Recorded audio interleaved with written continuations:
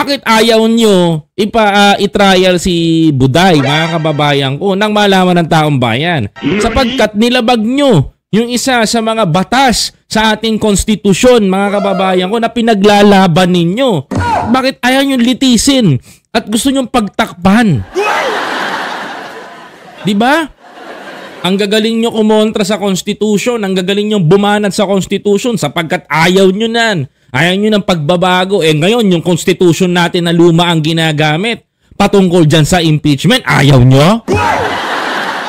Diba? Anong tawag sa mga ganyang senador? Mambubudol. Huwag kayong magalit sa akin, ha?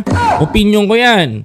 Kasi, lumabag na kayo sa konstitusyon Ayaw nyo pang sundin Pinagpipilitan nyo pang tama kayo. Kung tama pala kayo, bakit nilalabag nyo yung konstitusyon natin? According to the constitution, kailangan, simple lang, kailangan dinggin ang impeachment ni Sara Duterte diyan sa Senado bilang nag-convene na kayo bilang korte. Bakit ayaw nyong dinggin? Nilalabag nyo yung konstitusyon na sabi nyo tama. Diba, mga kababayan? Klarong-klaro na to. Isa tong malaking budol. Budol, mga kababayan ko, sa parte ng taong bayan because nakita natin kung paano tayo pinagluto ng cooking show.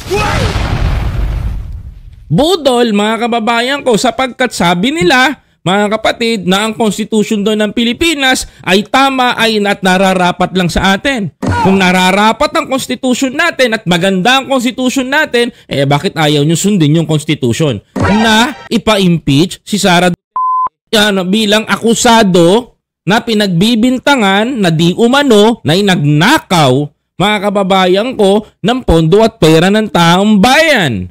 Bakit hindi ito gawin ng mga senador ngayon? Because they are part of our country bilang public servant. Ngayon, mga kababayan ko, kitang-kita nyo sa dalawang mata ninyo.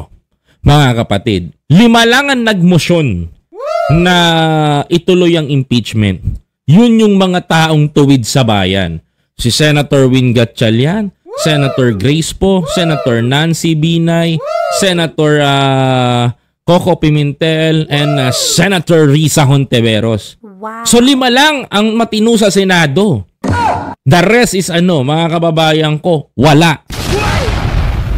Mga kababayan, walang maaasahan. Grabe.